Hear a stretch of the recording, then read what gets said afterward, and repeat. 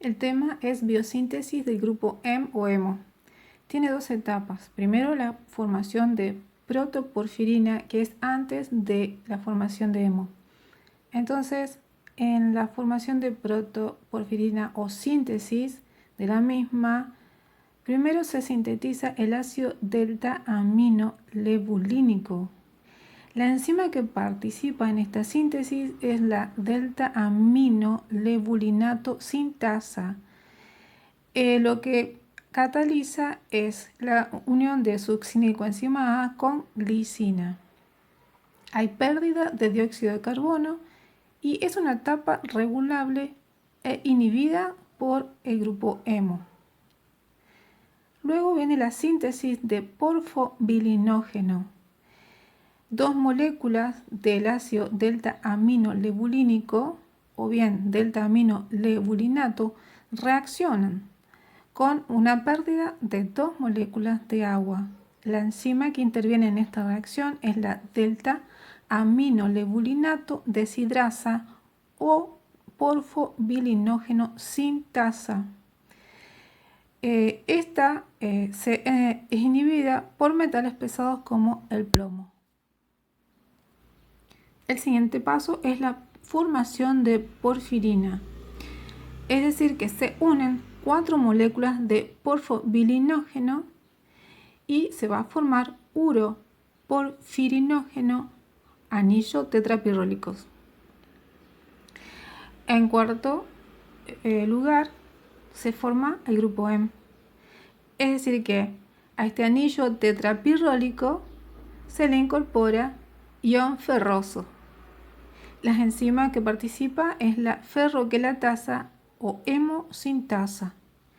Del grupo hemo que se forma, el 85% va a ser parte de la hemoglobina, el 10% va a ser parte de mioglobina y el resto de los grupos M van a formar otras hemoproteínas como citocromos y catalasa. ¿Qué enfermedad está relacionada con el grupo hemo o con la síntesis del hemo? Las porfirias, que se producen por bloqueos en la vía de la síntesis del grupo M. ¿Cómo se caracteriza estas enfermedades? Por dolor abdominal intenso, dolor en el pecho, las piernas o la espalda, estreñimiento o diarrea, náuseas y vómitos, dolor muscular, hormigueo, entumecimiento, debilidad o parálisis. Y la orina es de color roja o marrón. El diagnóstico se hace por orina, con muestra de orina, sangre y también un diagnóstico genético. Ahora vamos a ver el catabolismo, es decir, la degradación del grupo M. Las secuencias serían: la vida de los glóbulos rojos es de 120 días, es decir, que una vez que terminan esos 120 días, los glóbulos rojos van a ser destruidos. Cuando se destruyen, liberan hemoglobina. La hemoglobina está formada por el grupo M y la proteína globina. Esta hemoglobina que es degradada, entonces va a liberar por un lado la globina y por otro lado el grupo hemo. La globina va a ser hidrolizada hasta llegar a aminoácidos y el grupo hemo va a seguir la siguiente secuencia. Primero, la etapa del sistema retículo endotelial. En ese retículo endotelial existe un sistema multienzimático hemooxigenasa. Requiere la presencia de oxígeno y NADP reducido. Aquí el hierro, en esta etapa, el ion ferroso, se va a oxidar a ion férrico.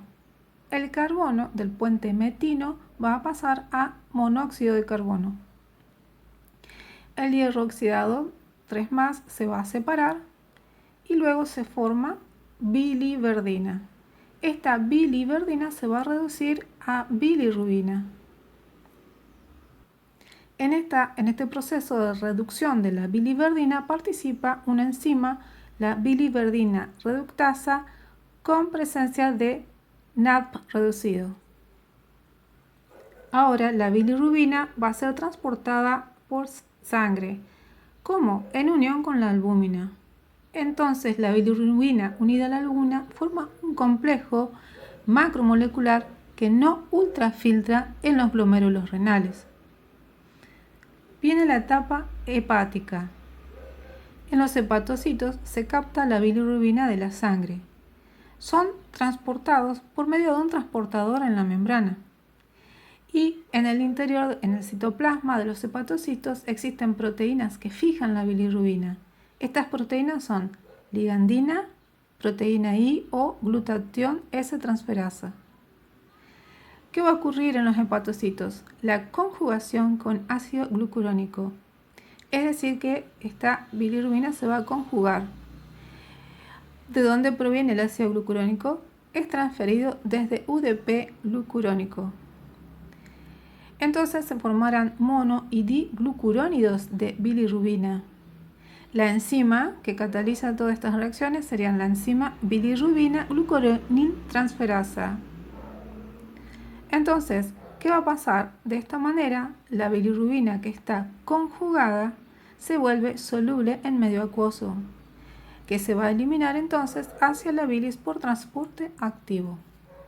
Es importante que recuerdes que la bilirrubina conjugada va a ser soluble en medio acuoso. La bilirrubina conjugada es lo que se conoce como bilirrubina directa y la no conjugada es la bilirrubina indirecta. La bilirrubina indirecta es la que existe en sangre con un valor menor a 1 miligramo por decilitro y no se excreta por orina. Recordemos que la que era soluble en agua era la conjugada o directa. Ahora, la conjugada o directa puede aparecer en situaciones patológicas en orina, es decir, no es normal que aparezca en orina. Ahora vamos a pasar a la etapa intestinal. De la etapa hepática pasamos a la etapa intestinal. Los glucurónidos de bilirrubina, es decir, la bilirrubina conjugada, estos van a ser hidrolizados a bilirrubina. Esta va a sufrir varias reducciones y va a pasar a mesobilirrubinógeno. De este compuesto pasa a estercobilinógeno que se eliminará por heces. El estercobilinógeno en contacto con el aire va a formar estercobilina, es decir, con el aire este pigmento se va a oxidar y la estercobilina es el pigmento que le da color a las materias fecales. Por último, vamos a ver el ciclo entero hepático, es decir, desde intestino a hígado. Estos pigmentos son reabsorbidos a nivel intestinal, retornan al hígado, regeneran los glucurónidos en el hígado, los glucurónidos de bilirrubina, y luego son excretados nuevamente con la bilis. Pero parte de los pigmentos reabsorbidos en el intestino pasan a la circulación general y se eliminan por riñón como urobilinógeno, que se oxida a urobilina y en una cantidad de 1 a 4 miligramos por día. En general se los llama a estos pigmentos o a esta familia de pigmentos urobilinoides. El aumento de la bilirrubina en sangre es lo que conoce como ictericia. Y ahora vamos a ver en un gráfico todo el proceso global.